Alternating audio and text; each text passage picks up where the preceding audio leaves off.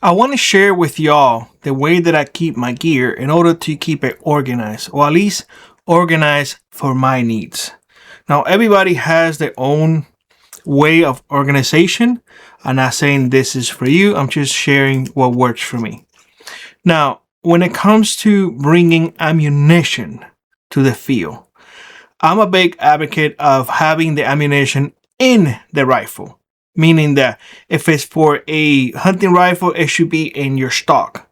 You should have whatever you have inside the rifle, and you should have your extra rounds in the stock. That way, if you need to reload, you can have 7 rounds ready to go. If you have a magazine, like in some of my other rifles, I do exactly the same. Instead of bringing 2 or 3 magazines, just 1 magazine, and that's it. You can always use, especially for bow action, even semi-autos, you can just throw one and ready to rock and roll. Even with this one right here, with the Savage Model 42, I have, as you guys can see, one of these things stick to it, and I have 7 shells in there. So honestly, I don't like carrying a lot of ammunition into the field, but there are times that if you go for long terms, you may want to bring extra ammunition. For example, if you're gonna go for 3 or 4 days and you plan to do quite a bit of bird hunting, you may want to bring extra shells. So it all depends what you're comfortable with. In my opinion, I think that for me, I worked out having 3 boxes maximum of 410. And I say maximum because this is what I'm using, the Savage Model 42. If I was using just 22 only, I would have bring, more rounds, because 22 is a lot of times, it just, you have more chances of missing. But because I'm bringing a combination of 22 and 410, what I do is I bring, aside from whatever I have on me, which I may have some that I will put in my pocket. In my 22s, I may have, just in my pocket as well. And I usually just keep it like this. And of course, I have my 7 shelves. So this is a way that I keep it, just 22s and 410. And this will be on me per se, in my pockets and whatnot. But, just to restock, because you're going to have to restock, right? At least because you're going to be there for a little bit. So see what is comfortable for you. See what is comfortable for you. I thought about this really hard. And I was like, well, you know what? Once we get to camp, my average, honestly, when we go bird hunting, just me and Les, our average is 7 to 8. That's our average between the two of us. So based on that average, I was like, okay, well, that's fairly okay having 3 boxes. That's 75 shells. Even if we max out, which is 12 him, 12 me, 24 in possession when it comes to birds. That's one box per day. It's I have seen people miss with the shotgun, but it's kind of hard missing with the shotgun. You see what I'm saying? Plus, in this case, I have the 22 ready to take a follow-up shot. Now 22, again, I have some on me, but I feel pretty comfortable just having 2 boxes of 50 rounds. I mean, just 100 rounds in there. If Laz is using the 410, again, more than enough having 3 boxes.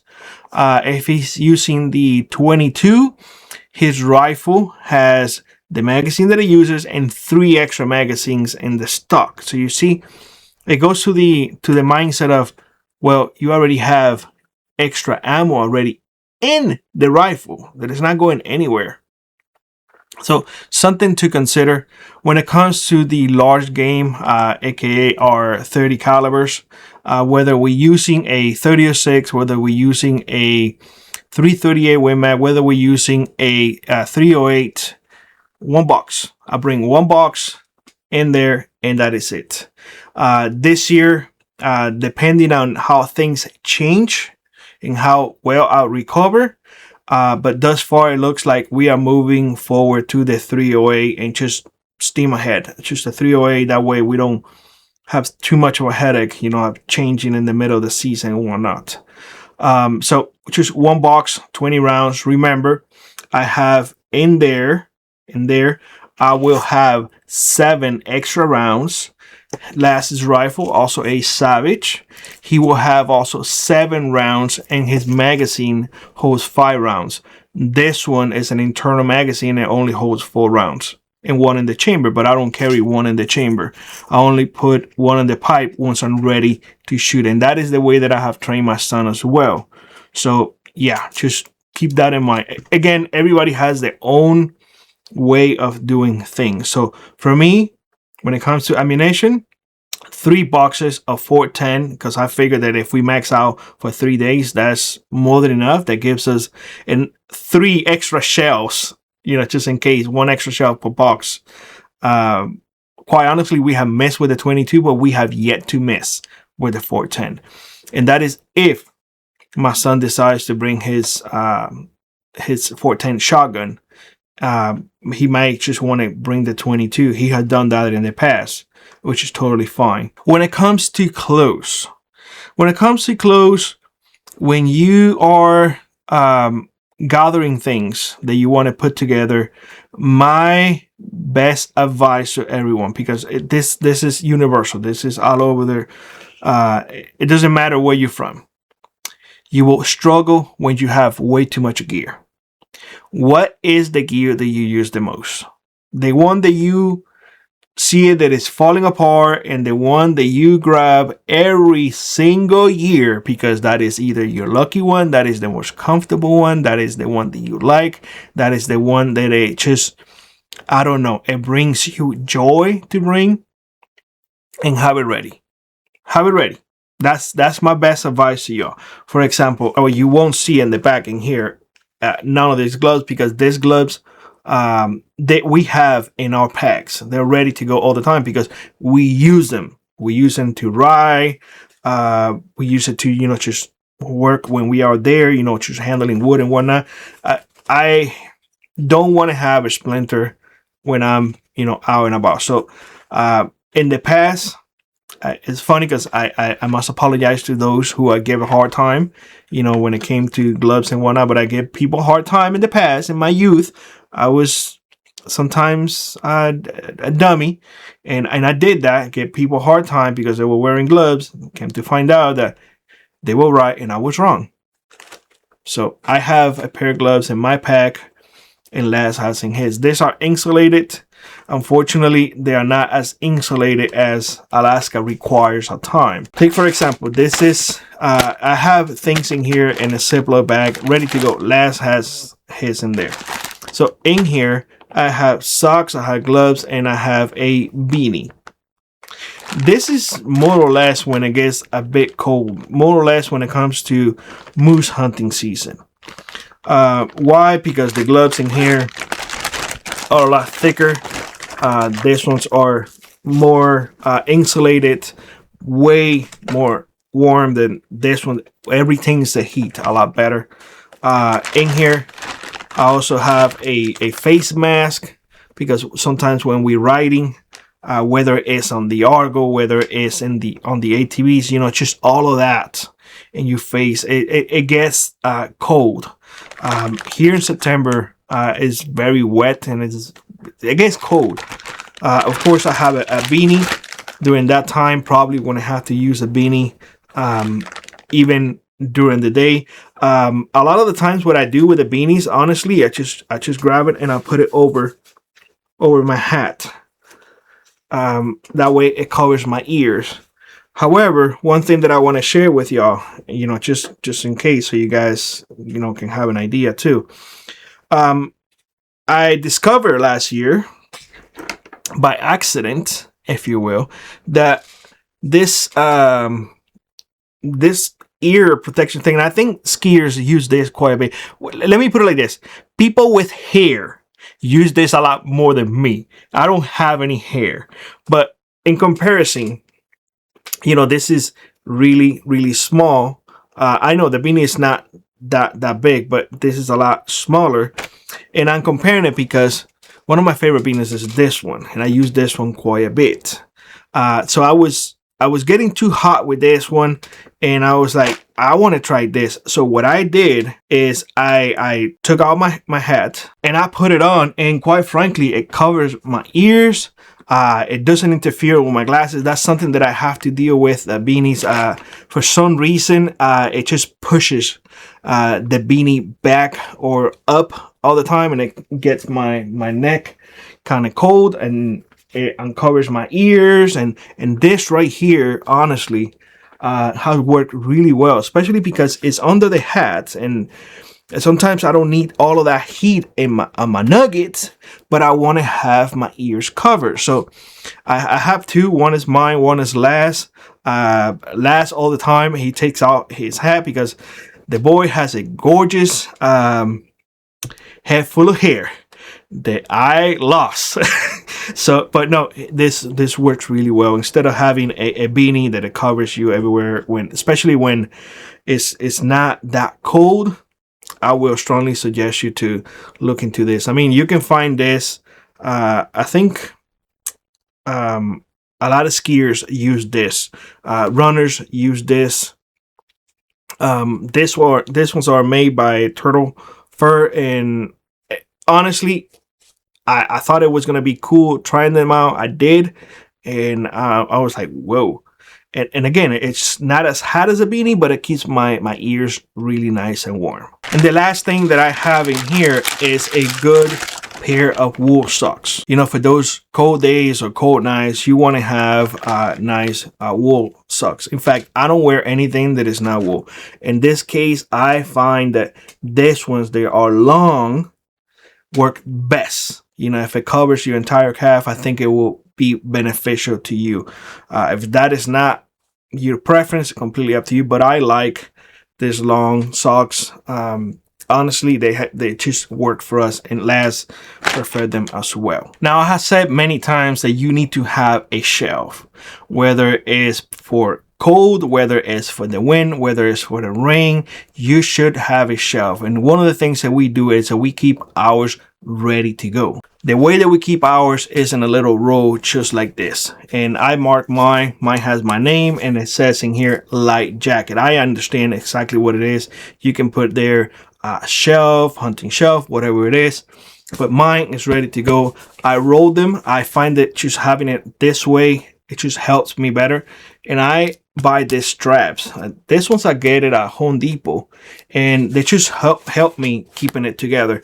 Now, at nighttime, if I'm not bringing the big tent and I'm just have the mummy sleeping bag, I keep this and I use it as my pillow.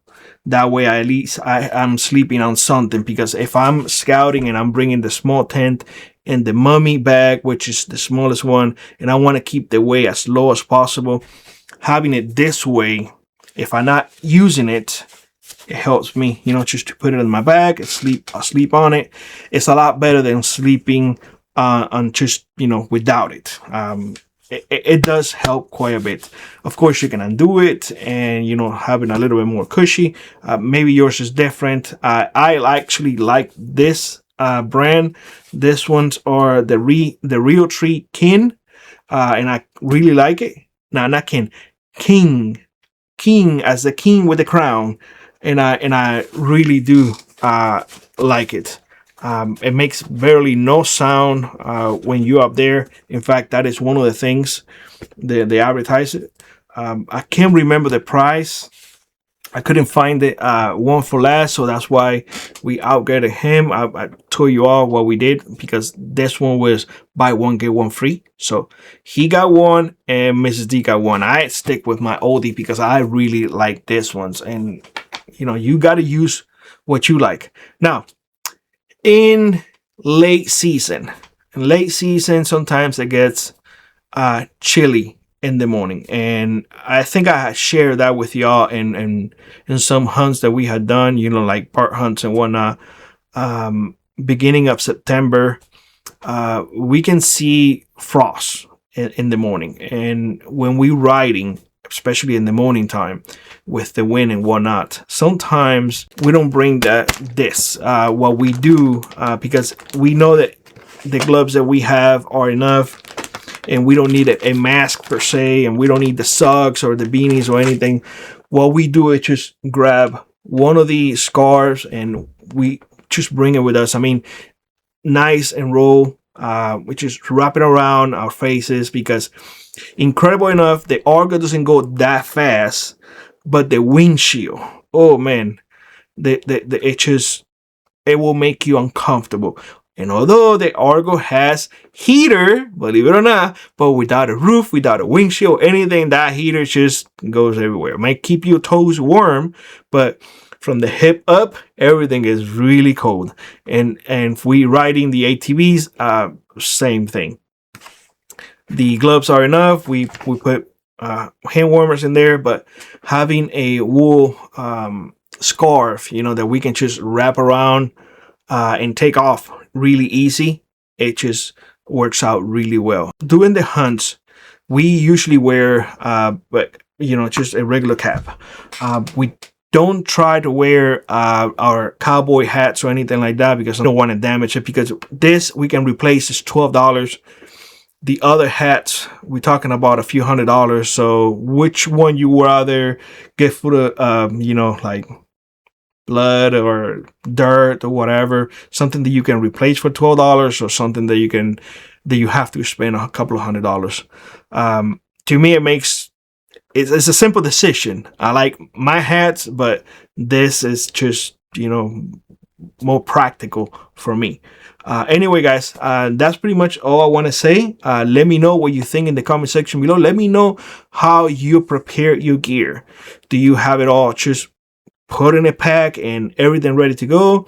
Do you have it in shelves that you just pick for the season? Do you have it inside totes, label and ready to go? Let me know. I'm curious to know. Everybody's different, and everybody's environment dictates the way that they prepare things. The way that I'm doing things this year, obviously you guys know that I wanted to go with a 3006, but my shoulders are just not there yet.